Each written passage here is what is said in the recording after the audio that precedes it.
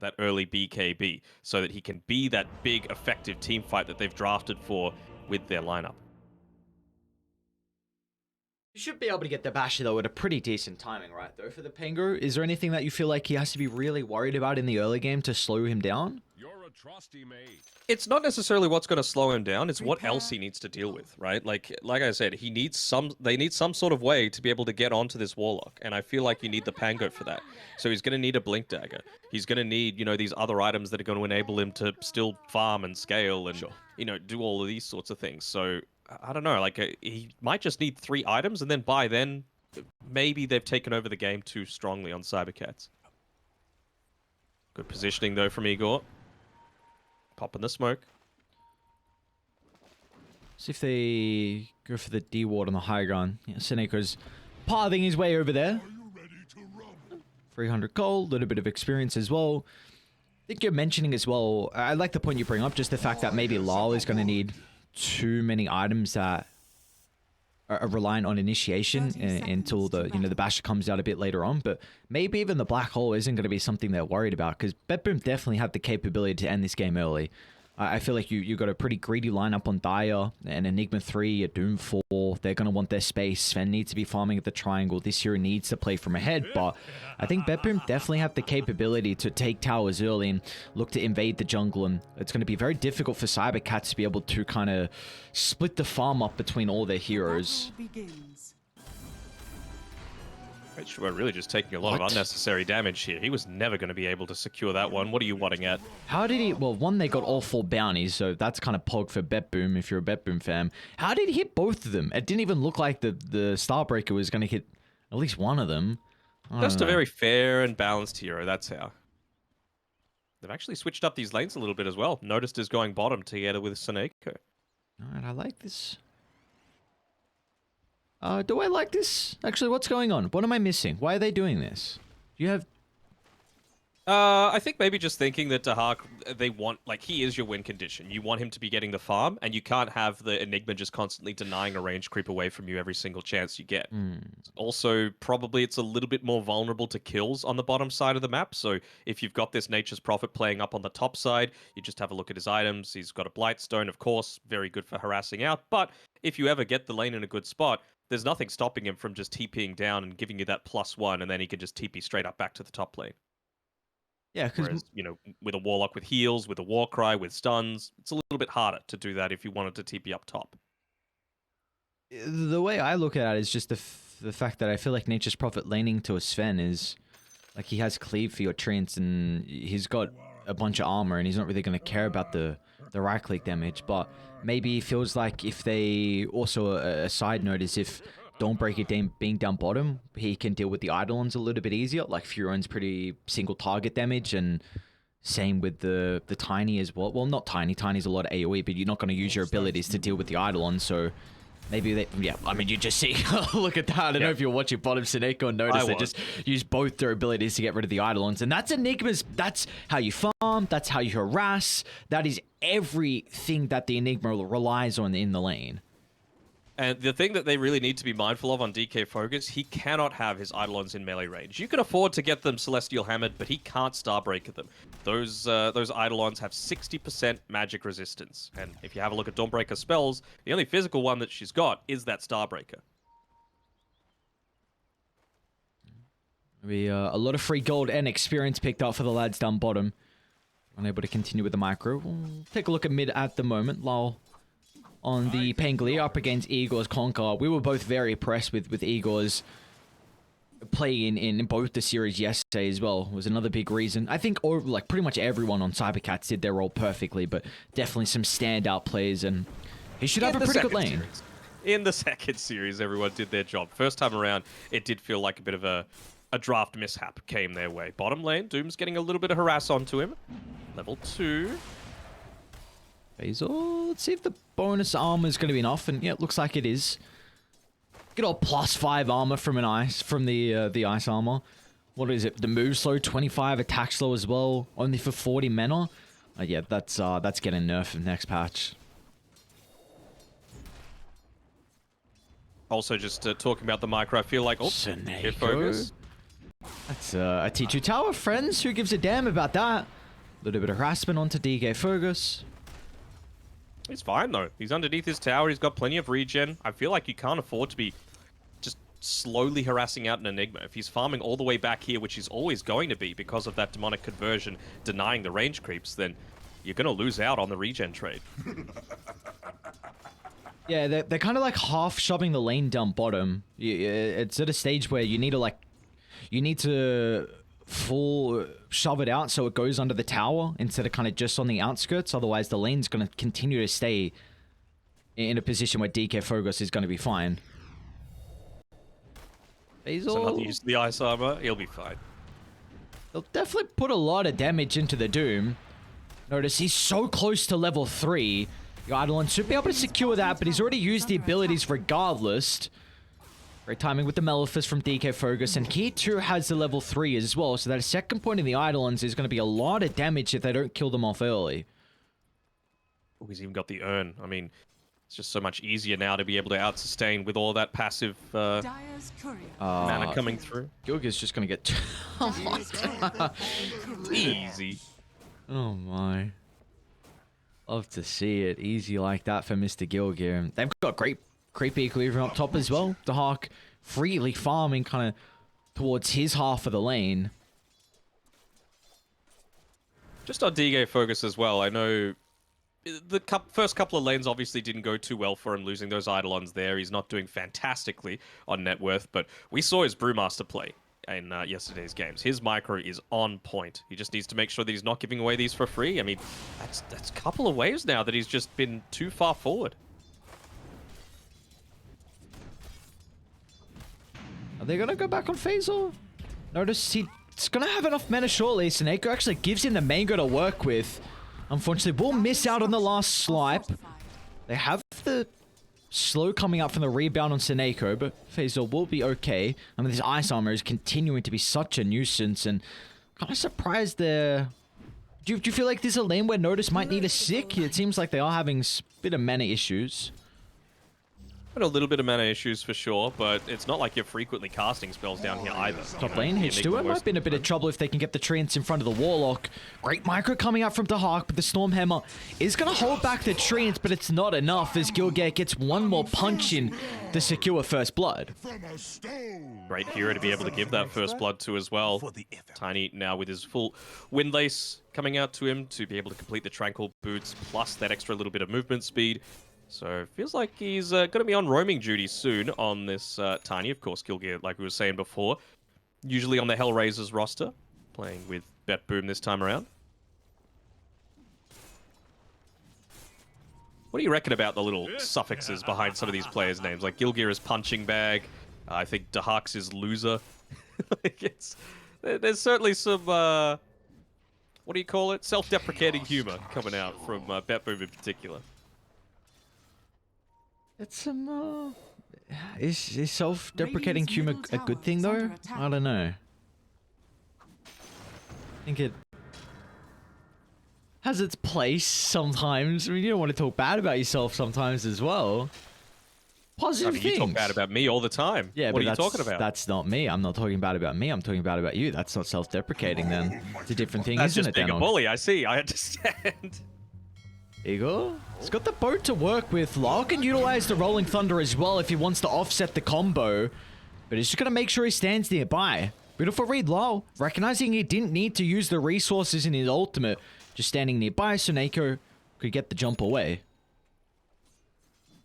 And this is exactly what BetBoom want. You know, it's a lot of resources being committed onto a support with no kill. And I feel like you're totally happy to have Notice down here in this solo lane. Like I was saying before, there's just no pressure being put down onto a Dawnbreaker by this relatively weak lane to begin with.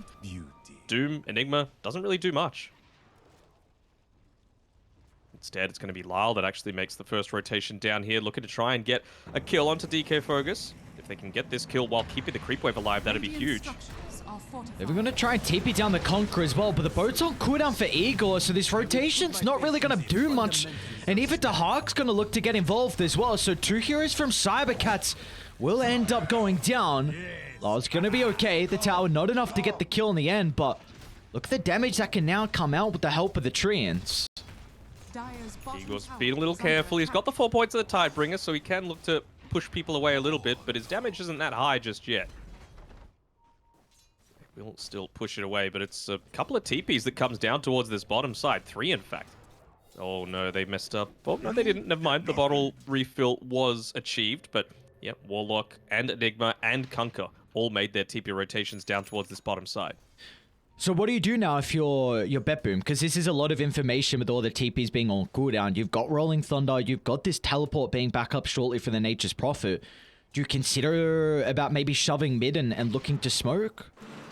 I was potentially saying you can just go top, right? Like, no one's going to be able to run back up towards the top side of the map.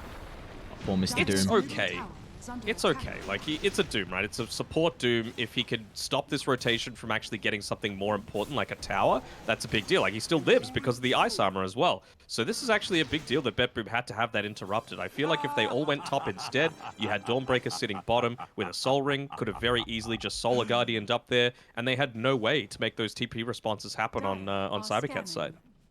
So it feels like a little bit of a missed opportunity. TP's coming up in about 10-15 seconds on CYBERCATS' side. Shouldn't she get to... They're going to actually seem shortly with this deep jungle ward. I think they need a +1. I don't believe they have the damage just between Lol and Seneko. Maybe that's where the Solar Guardian can come into play, and they've got the Wrath of Nature as well for good measure. So beautifully done from BetBoom. And that was all set up thanks to the deep Observe ward placed prior from Gilgear. Dire's top tower is under attack. Nicely done. He's certainly having a good start to the game.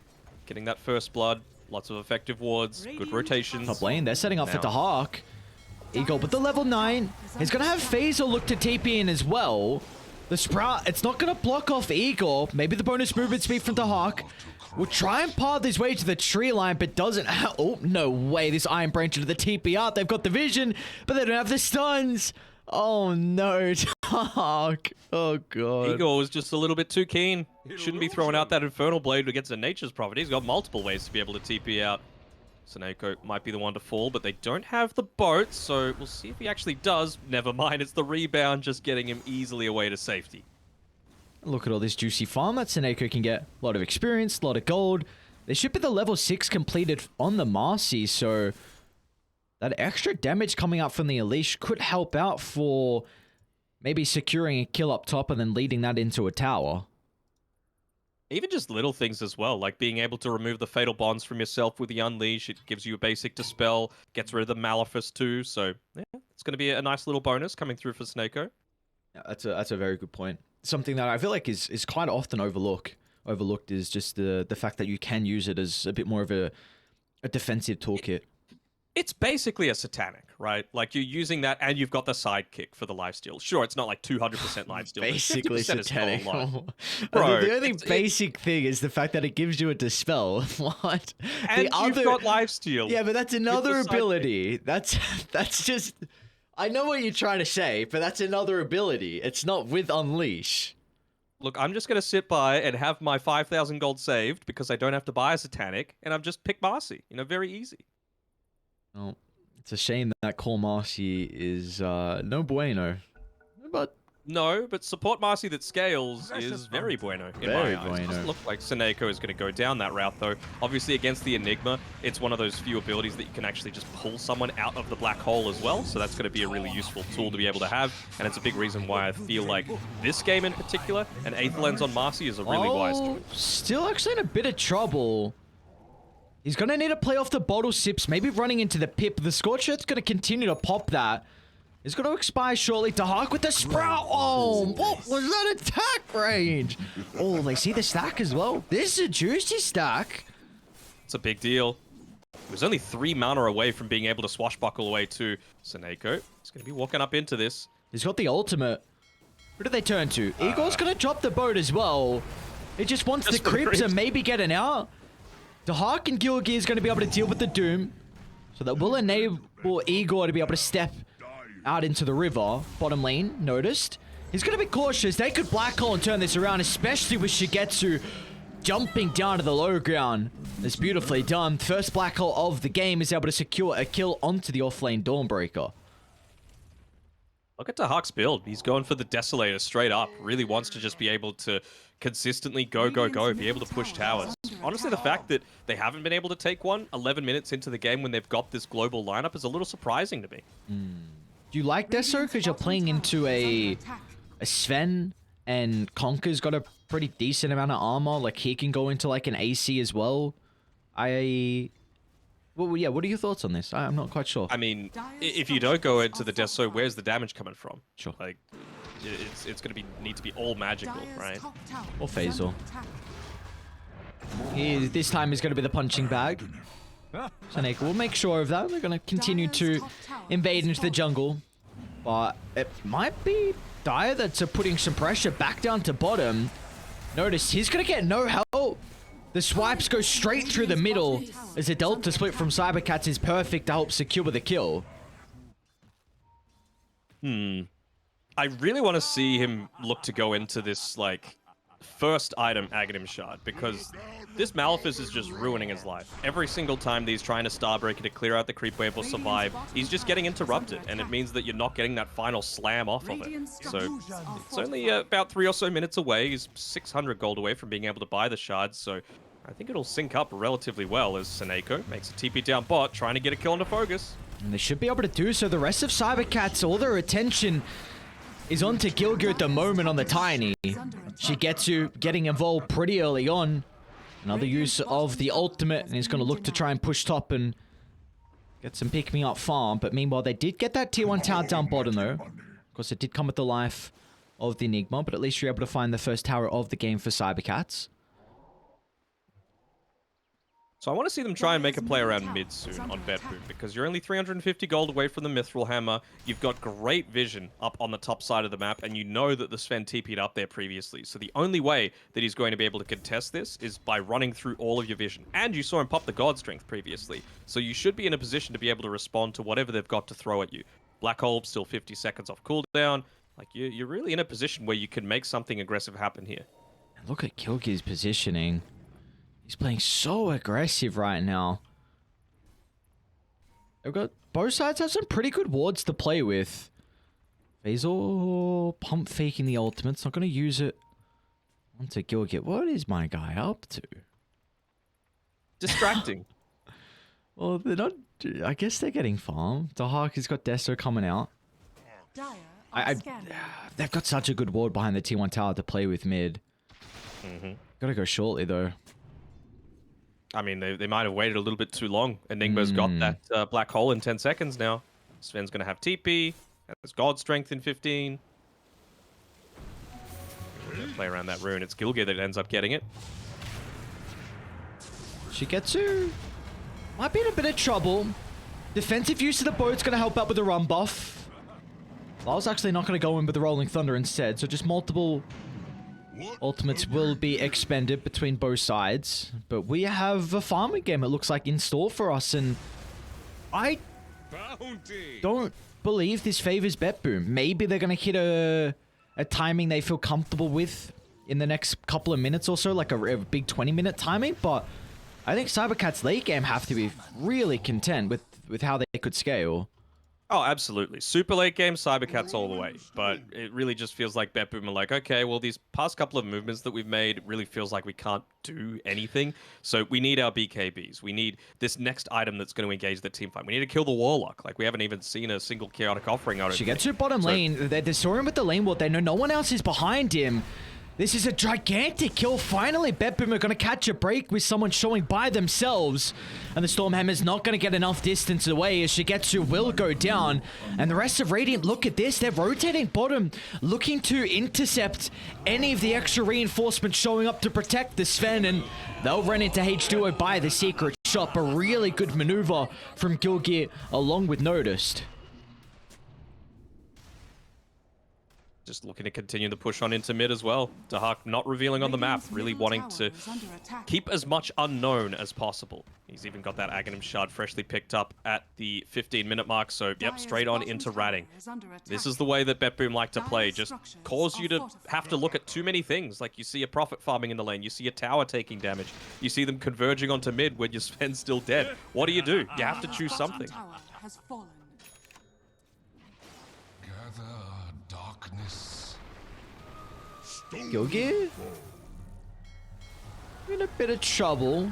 I don't think there's anything they can do to help out. They are starting to part their way to the Tiny, but 5% damage. Even though it's only 1 point in the Midnight Pulse, is still always going to be a bit of an issue here. For the Tiny Eagle has his BKB now completed as well, so CYBERCATS definitely have the toolkit to be able to help defend this tier 1 tower once BetBoom feel comfortable to be able to siege.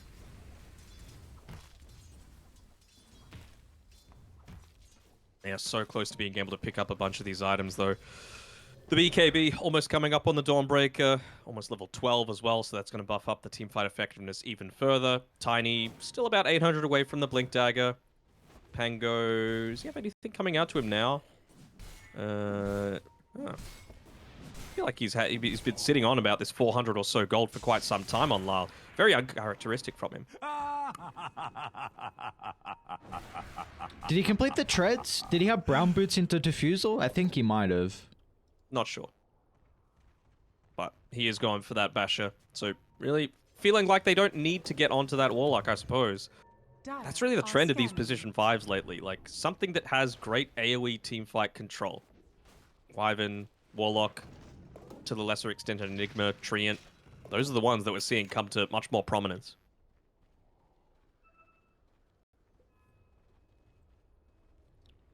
There's a very minimal net worth lead for BetBoom. Nature's Prophet's done a very good job to actually move out ahead of farm bottom lane. Yugi is eyeing up Shigetsu. They're going to turn for the easier kill. They're going to be pretty quick on this. The TPs are starting to come out, and they're going to close the distance onto Dahak, so Eagle with the combination. The Solar Guardian's not going to be able to do enough to keep Dahak alive as DK Fogos jumps in. Blink reveal with the Black Hole onto 3. That is what you love to see. What a round of the ultimates coming out from CYBERCATS and BetBoom. They were not ready to be able to combat this, as they'll chase down the Dawnbreaker. 4 dead, soon to make it a wipe as well as CYBERCATS. What a team fight. They got the ball rolling now. It's a good way to reply to the Dawnbreaker, right? You just set up, you know exactly where that Solar Guardian's going to be coming in. So, yeah, Enigma, great positioning once again by DK Focus to be able to make that turnaround happen. They're coming to defend this tower, though. It's only the supports at the moment. Listen, BKB on the Conquer, but I don't know if you could just stand here and do this. The Hawk's back alive as well. As soon as they lose the tower, the formation's going to be broken. They're going to be cautious, in fact, on BetBoom.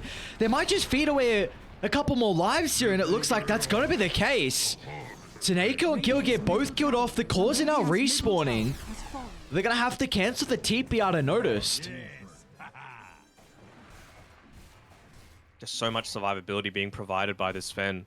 Even H2O, he's 15, 20 gold away from being able to pick up that Aghanim Shard for himself. So again, more survivability for the team. I just, how many times do I have to say it? The team fight on CYBERCATS is nutty, and we saw it come out in that previous engagement. It's a bit of a concern now for BetBoom.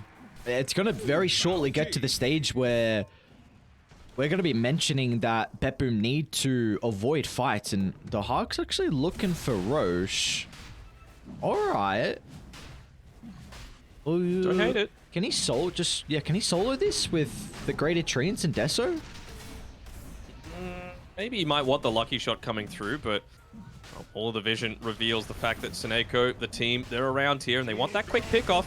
Shigetsu, he might be able to find it. Look at the damage coming up from the God Strength. Tsuneko showed on the D-Ward, and well, CYBERCATS with a kill, they're going to move this into the pit. Don't have TP anymore on the Prophet. Well, he's going to go for the Rolling Thunder, but they've had an opportunity to get out. So this is another ultimate completely wasted. Oh no, we got bashed. Eagle, can he get the X? Yeah, he's going to be able to catch him out. Fazor's got the Doom at the ready. He can use the Blink to close the distance, and there we go. The ultimate's not even required. As BetBoom, they are crumbling in this mid game. Feels like they're making a lot of awkward decisions. Like I said previously, they're actually looking for more, not even wanting to full-on commit with the Roshan, but yeah, Shigetsu's going to be able to get it.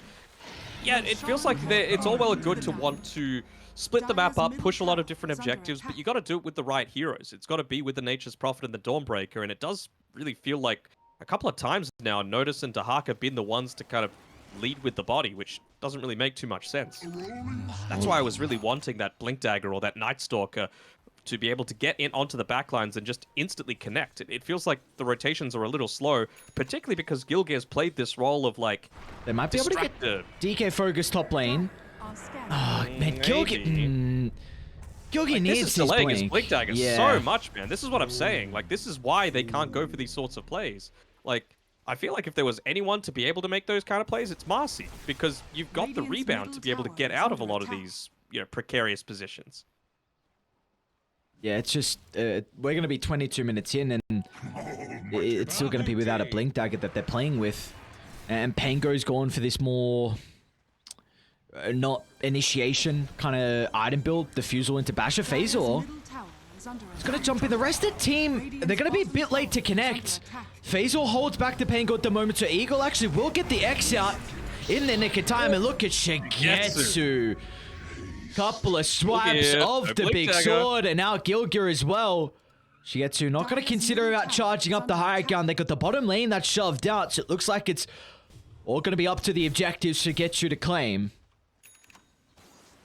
It's the power of this fan, man. We saw him basically being per minute in the game on that bristleback, having one level. Well, pretty equivalent here, level 19 at the 22-minute mark. Blinking away. That's kind of taunting Gilgear a little bit. He is the punching bag this game, but he's finally been able to get that Blink Dagger up for himself now with this creep wave and the Philosopher's Stone helping him out. We got... So there's something. Yeah. All right. They've got a bit of a timing here. Like, I believe... Is Basher... No, he went the Academ Shard on the Pango instead. He's tired of being X-marked. He just wants to be able to break out that because it kind of feels like the formation drops once that's used. And I like the fact that they're going for the smoke Igor is immediately after giga this. split from the team. Yeah. But BKB TP out is always a beautiful thing if they don't have a way to deal with that. Yeah. BKB piercing stuns are at a premium. And, Lyle opted to go for the thing that doesn't make him die. It's a very, very deep TP in. Yes, it is. And they should be able to pay for that. Solar Guardian's out. They're going to look to take the team fight, but they all group up for another gigantic black hole from DK Focus. And what do you know? The rest of the team are nearby to clean up. The tips are well deserved as DK Focus does it again.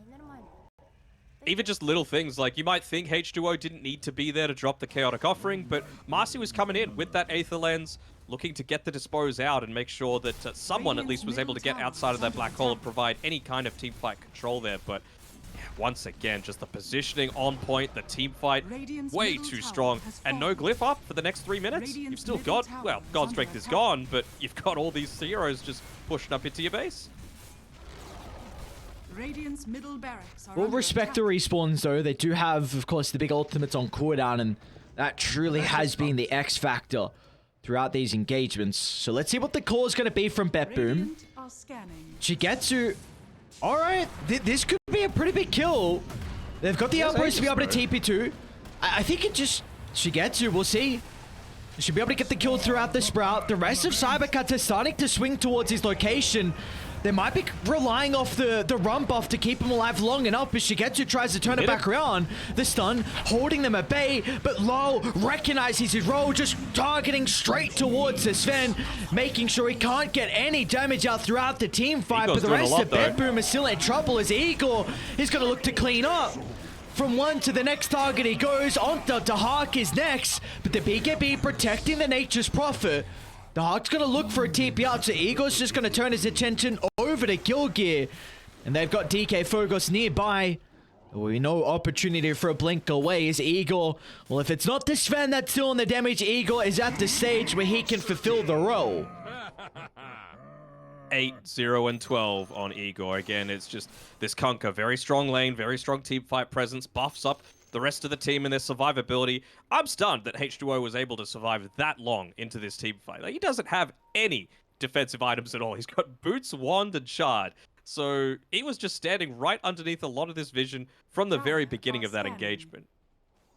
Kind of nutty, and it feels like BetBoom need to put a lot more of that focus onto killing him because, I mean, even some of this itemization's a little off. I understand wanting to go and try and fight when they don't have their cooldowns, right? They didn't have the chaotic offering, they didn't have the black hole, but they still had a lot. Like the boat came off, you had the Doom used there. I think Lyle really, really needs this this basher for himself. But then the question is, who goes in first? Someone needs to do it. Yeah, it's. I think you're looking for a fight where BetBoom are able to play with a lot of their mobility and kite. It's difficult. I don't know how they're going to be able to do it, but you need to be able to kite the Sven's BKB, multiple BKBs, like the initiation from CYBERCATS. They are kind of. Once they're into the middle, it's very difficult to disengage. You're blinking onto the Doom, Sven jumping in as well. You maybe with the movement speed, but BetBoom have a lot of control and the... Oh, he actually... Okay. I was going to say Nature's Prophet's going to have the Sprout leash to play with as well, but he actually went for the 100% mischance. There's no reason for it, right? Like, who's actually going to be moving around too much? Like, the Blink Dagger, sure, but I feel like Doom and Enigma shouldn't be getting caught in that. I was looking at that as well, actually, and I was thinking, like, does it behave similarly to the level 20 Sprout, where, like, even if the trees are gone, as long as it's still within that 6 seconds of the Sprout duration, you're still gonna miss if you're within the radius. Not sure. TP back for Dahak. Phasor, it's a freebie. Shigetsu's in the base, though. He's got to recognize that there's nothing he can do, but just continue to right-click in as much damage as possible, but... As soon as the Solar Guardian is laid down, that is just a beacon for DK Fogos to drop the Black Hole and set it up onto 2. And notice, well, he is committed down bottom. There's going to be no escape for the Dawnbreaker. Shigetsu is going to join the party as well and will clean up. Nicely done by CYBERCATS again. Just divide and conquer. Use your superior team fight. DK Fogos. These Black Holes, man, they're on point. This is what happens when you've got these, like, huge teamfight abilities that you have no way to stop. They're just going to run over you in the mid to late game every single time. Positioning, of course, needs to be on point, but you've just given yourself no option to counter it. Are they... How... They can't kill Igor. With double damage, maybe, but he's a little low on the old HP, or, sorry, on the mana on Lyle. And with that urn ticking, he can't even bottle. They get the jump in. Gilgi is going to be able to follow up as well. It's a beautiful combo coming up from the Tiny, but Shigetsu as well, swinging to top. This is getting to a stage where maybe one more team fight from BetBoom, and they might call it, because it's all CYBERCATS in this game 1. I don't even know if it'll be a team fight. They're currently sitting in a 2v5 situation. No buybacks. Shigetsu still feeling really strong. Has the God Strength up in another 10 seconds. Be able to buy the Satanic as well now with that last hit onto the tower.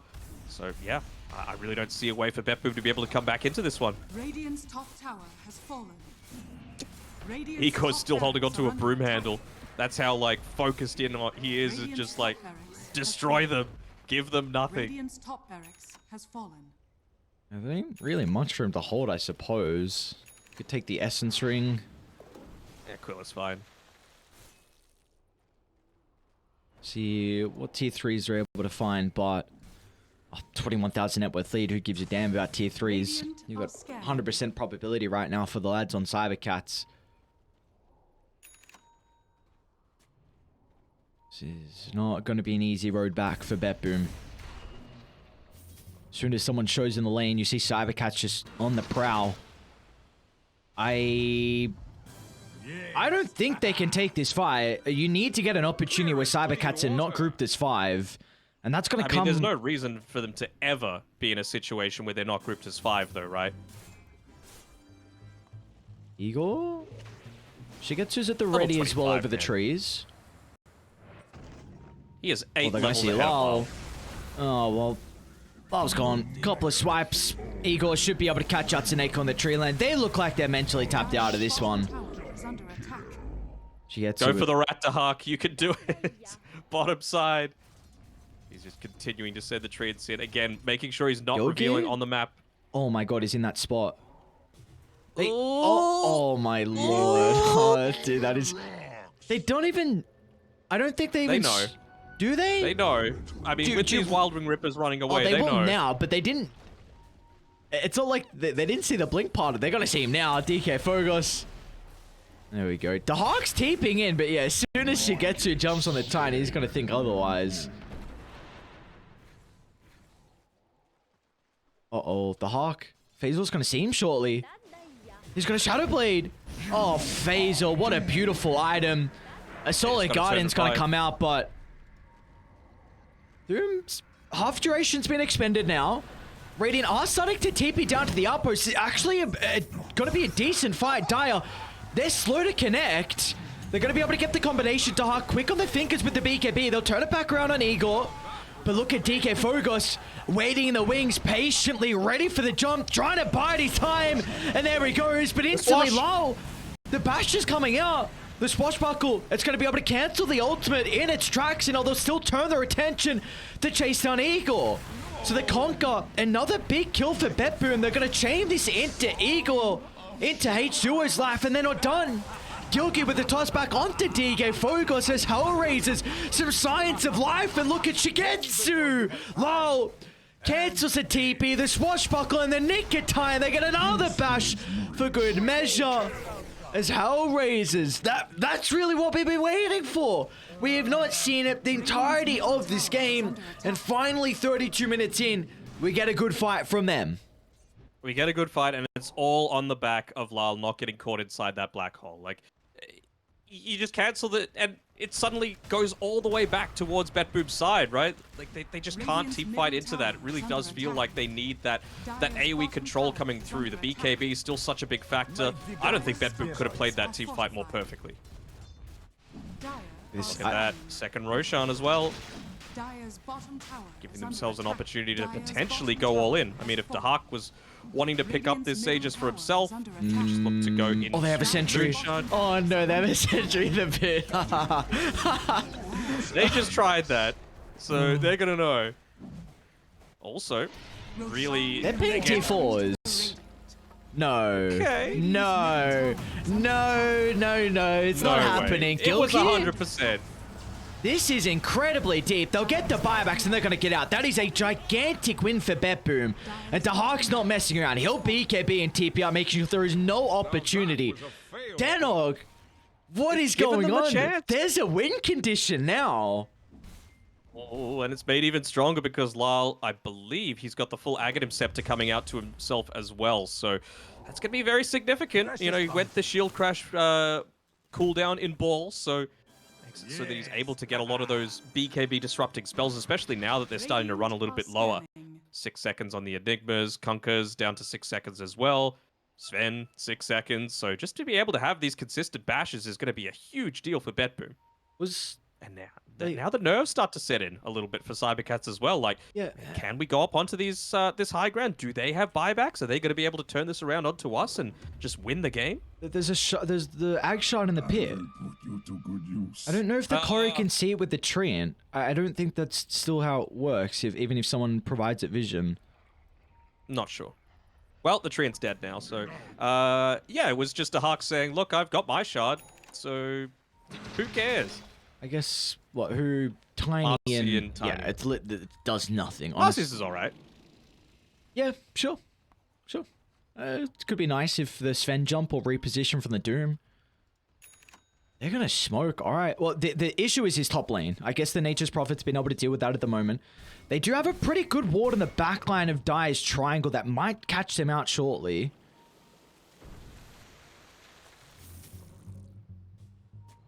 Conquer would be a dream to be able to begin on, and they would have seen the X actually dragging him back towards the triangle, but still not opting to go forward. Smoke's running out.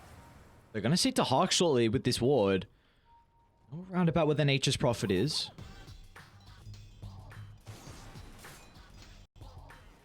It's so tense, man. All right, 15%, says Lord Gaben. Would you agree with that? 15%? I'd say it's 50-50. 50-50? Jesus, alright. Yeah. Either they win or they lose. Shut up. Oh my god. That's just not what I'm... Oh. Got him! She gets his going Scepter. All right. Not the... This is still the same the thing, Superman. right? Oh, God. I mean, if you don't have buyback, you may as well. There you go. What do you sell? I think you sold the Echo Saber. Trying to see what the basic Dispel can help against this game. Doesn't look like anything crazy. Lucky Shot would actually be kind of nice. We're gonna see shortly. A team's gonna look to play around a lane that's pushed out. Probably the mid lane is what we're looking at. You see at the moment, Hellraiser, BetBoom, they've got this Observe Ward.